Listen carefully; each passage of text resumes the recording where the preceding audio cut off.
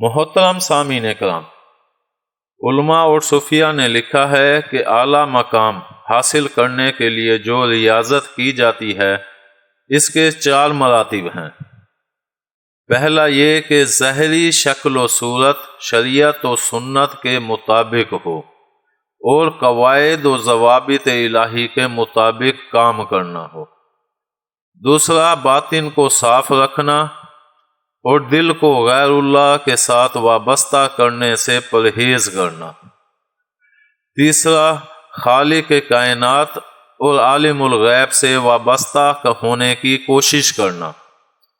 چوتھا، ہر وقت خالق کے جمال و جلال اور عطا کردہ نعمتوں کو مستحضر رکھنا۔ امید ہے آپ کو ہماری ویڈیو پسند آئی ہوگی۔ پسند آنے کی صورت میں لائک کریں، کومنٹ کریں اور شیئر کرنا مت بھولیں۔ ملتے ہیں اگلی ویڈیو تک، اللہ حافظ۔